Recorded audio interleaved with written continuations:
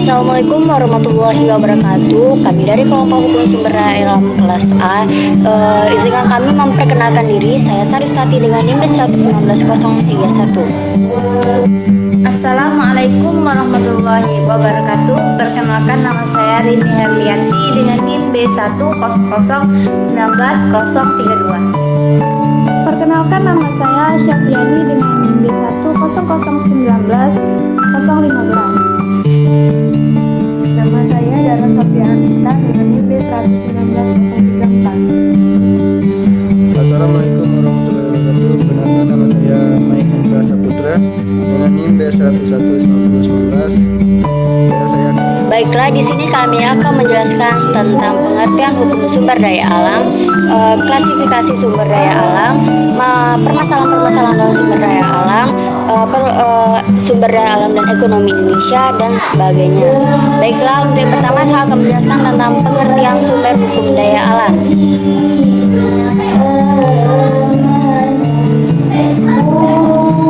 Pengertian hukum sumber daya alam adalah prinsip-prinsip pengelolaan sumber daya alam yang didirikan garis kebijakan resmi negara tentang hukum dalam rangka untuk pembentukan dan penegakan hukum di bidang sumber daya alam.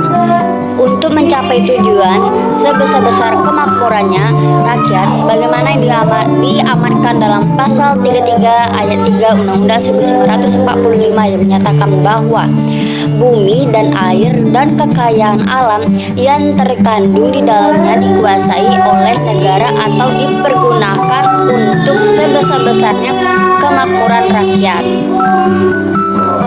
Sumber daya alam adalah segala sesuatu yang muncul secara alami dan dapat digunakan untuk memenuhi kebutuhan manusia. Sumber daya alam dapat dibedakan berdasarkan sifat, pengolahan, dan jenisnya. Indonesia merupakan negara tropis dengan sumber daya alam yang sangat berlimpah. Akan tetapi, seiring berjalannya waktu, pemanfaatan sumber daya alam telah berubah menjadi pengeksploitasi alam. Dalam bertambahnya populasi manusia dapat berimplikasi pada menepisnya sumber daya alam Indonesia. Klasifikasi sumber daya alam yang pertama itu berdasarkan sifatnya. Sumber daya alam yang dapat diperbaharui dikatakan dapat diperbaharui karena dapat memiliki reproduksi, misalnya daya regenerasi. Contohnya manusia, hewan, tumbuhan, mikroba, air, dan tanah. Yang kedua itu sumber daya alam yang tidak dapat diperbaharui, misalnya sumber daya alam yang tidak dapat diperbaharui itu contohnya minyak tanah, gas, bumi, logam, dan bahan lainnya. Yang ketiga sumber daya alam yang tidak dapat habis, misalnya udara dan matahari. Yang kedua itu berdasarkan potensinya. Yang pertama, sumber daya materi merupakan sumber daya yang alam yang dapat dimanfaatkan dalam bentuk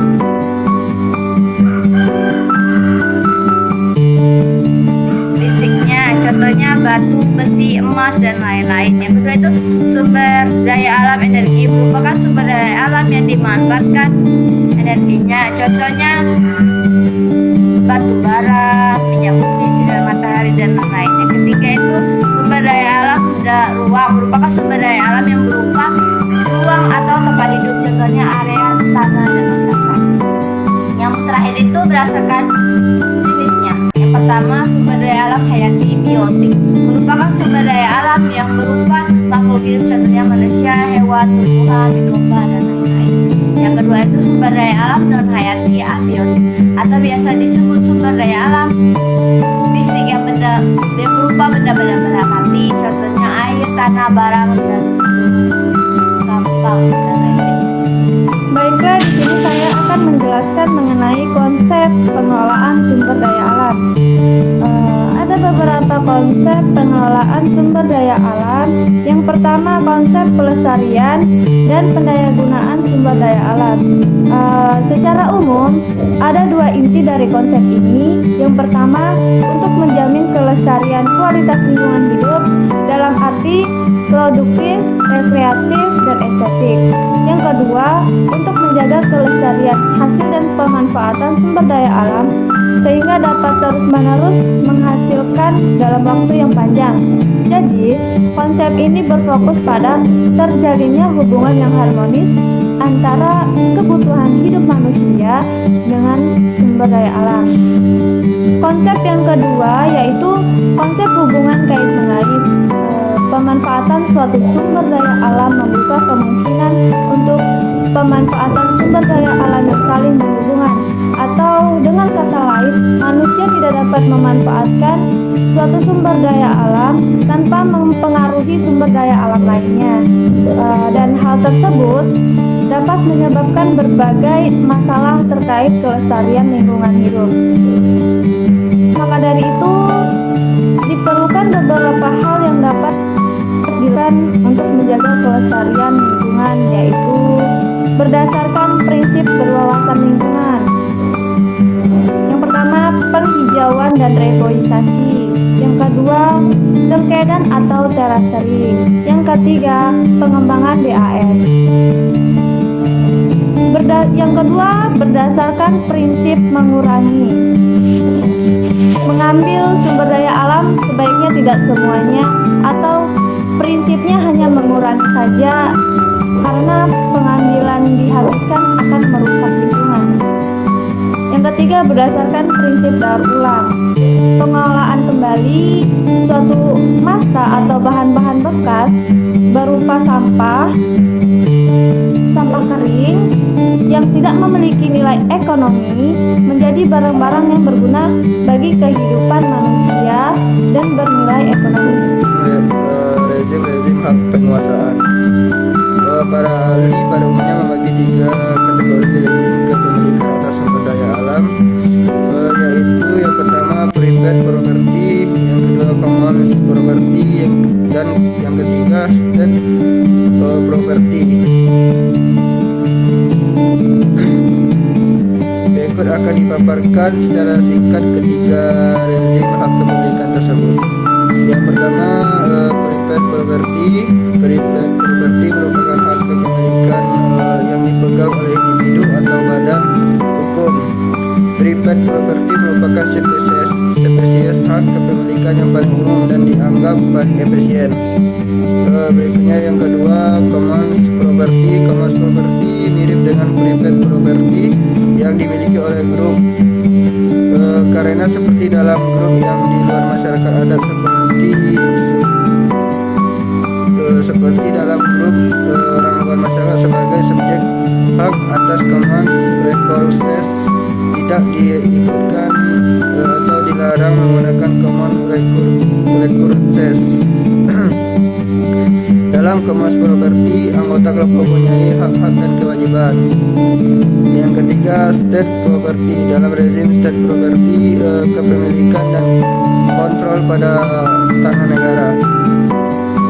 Individu dan grup bisa memanfaatkan sumber daya alam, tetapi berdasarkan keputusan negara. Contoh rezim ini adalah tanah negara, hutan negara, dan taman nasional. Negara bisa mengelola sendiri sumber daya alam tersebut melalui lembaga-lembaga pemerintah dan menyewakan kepada pihak ketiga dengan status hak pakai dalam jangka waktu tertentu. Perekonomian Indonesia. Indonesia merupakan negara berkembang yang sedang giat melakukan berbagai pembangunan secara berencana dan bertahap tanpa mengabaikan pemerataan dan juga kestabilan. Untuk mewujudkan tercapainya kesejahteraan rakyat, maka pemanfaatan faktor-faktor perekonomian harus dimaksimalkan, karena faktor tersebut yang menentukan arah perekonomian selanjutnya.